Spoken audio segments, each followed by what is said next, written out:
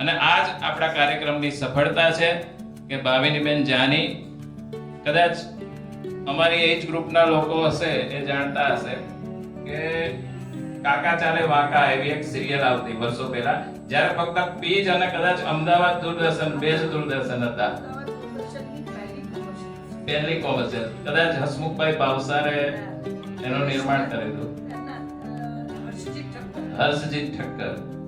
એ સમયે દિનેશભાઈ શુક્લ કાકા બનતા અને ભાવિનીબેન ત્યારે 20-25 ની ઉંમરની આસપાસમાં 25 વર્ષની ઉંમરમાં એમણે કાકીનો રોલ કર્યો હતો અને એવો બખૂબી કર્યો હતો કે જેમ સ્વર્ગસ્થ અરવિંદભાઈ ત્રિવેદીને રાવણ એટલે આપણા મગજમાં અરવિંદભાઈ ત્રિવેદી આવે, એમ કાકી એટલે ભાવિનીબેન આવે, જ્યારે ભાવિનીબેન હતા ખરેખર 25 વર્ષના.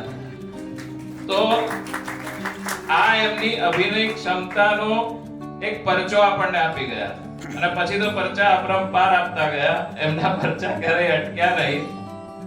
બેનને ખ્યાલ જ હશે છતાં યાદ અપાવું કે બેન જ્યારે હું 11th માં હતો, 11મા ધોરણમાં, ત્યારે વિશ્વ ભારતી સંકુલ શાહપુરમાં હું અભ્યાસ કરતો હતો અને શાહપુર ઝોન ડિસ્ટ્રિક્ટ લેવલે લેખન સ્પર્ધામાં ફર્સ્ટ યા સેકન્ડ કંઈક મારો ક્રમ આવ્યો હતો. ત્યારે એક આયોજન થયું હતું ઓડિટોરિયમમાં અને સ્ટેજ ઉપર મને એવોર્ડ, મારી જિંદગીનો પહેલો સ્ટેજ ઉપર એવોર્ડ ભાવિનીબેનના હાથે મને મળ્યો હતો. કૌતુક કહો કે કોમેડી કહો એવું બન્યું હતું કે મને એવી માહિતી નહોતી કે આપણે આ ફંક્શનમાં યુનિફોર્મ પહેરીને જવાનો છે. આખું ઓડિટોરિયમ યુનિફોર્મમાં અને હું બ્લુ કલરનો શર્ટ પહેરીને ગયો હતો, એ મને યાદ છે. સ્ટેજ ઉપર આવતા હું શરમાતો ગભરાતો બેન પાસે ગયો હતો અને તમે ખભે હાથ મૂકીને કહ્યું તો ભાઈ લખવાનું ચાલુ રાખજે, લખવાનું બંધ ના કરતો, આ લેખન જ તને ક્યાંક પહોંચાડશે. ક્યાંય પહોંચ્યો છું નથી પહોંચ્યો એ તો પરમાત્મા જાણે, આપ સૌ મિત્રો જાણો. પણ એ સમયે મનમાં એક સંકલ્પ કર્યો હતો અને હું બહુ સાચી વાત કરું છું, કારણ કે અમારા દુષ્યંતભાઈ શુક્લએ મને ખીજાયા હતા ટ્રસ્ટીશ્રી મારા શર્ટ માટે. અને ત્યારે પેલું કહે ને કિશોર મગજ કેવું હોય કે આમ કરી નાખું તેમ કરી નાખું, ત્યારે મને મનમાં એવો વિચાર આવ્યો હતો કે હવે હું એક કાર્યક્રમ એવો કરીશ તેમાં ભાવિનીબેન જાનીને હું ગેસ્ટ તરીકે બોલાવીશ. પરમાત્માની કૃપાથી એટલા વર્ષો પછી એ સંકલ્પ પૂરો થયો. અને સૌથી સારી વાત કે ગમી જાય એવી વાત એ છે કે બેન એકદમ વ્યસ્ત, ખરેખર સુરત થી અહીંયા આવવું, ત્યાં પાછું જવું, શૂટિંગના દિવસો, એમાં અમારા જેવા પહેલા ડેટ બીજી નક્કી કરી હોય પછી મહિના પછીની નક્કી કરે, અને છતાં એકદમ સરળતાથી તમે ચિંતા ના કરો, શંભુ કૃપાએ હું આવી જઈશ. આ જ વાક્ય એમના મોઢેથી મને સાંભળવા મળ્યું. આપનો ખૂબ ખૂબ આભાર બેન અને આપના આશીર્વાદ અમને મળતા રહે.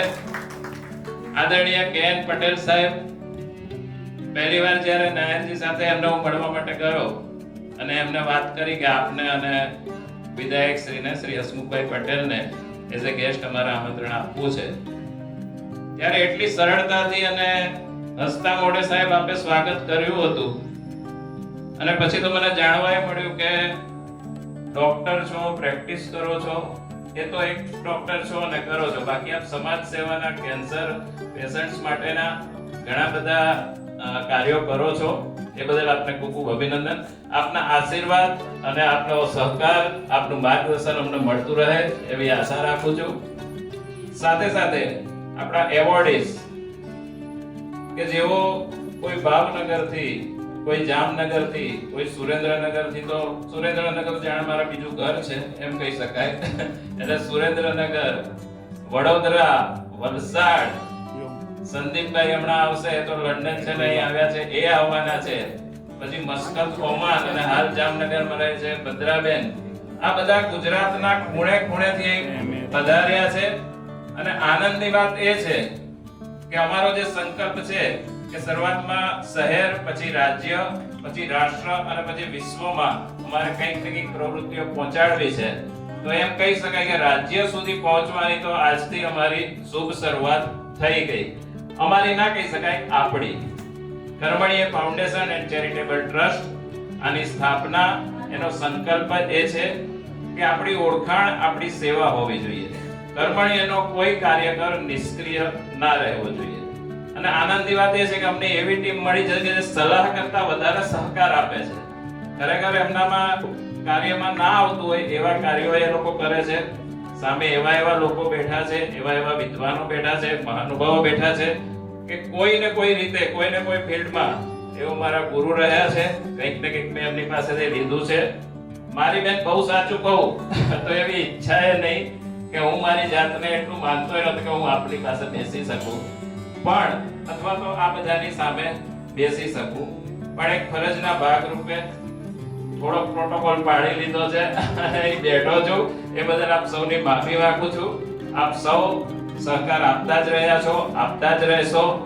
કાર્યક્રમમાં કોઈ ક્ષતિઓ રહી જાય તો પરિવારનો કાર્યક્રમ માનીને ભક્તિ અને પ્રેમથી દરગુજર કરશો, અને જો ના કરી શકો તો ઘેર આવીને મને સજા આપી જજો.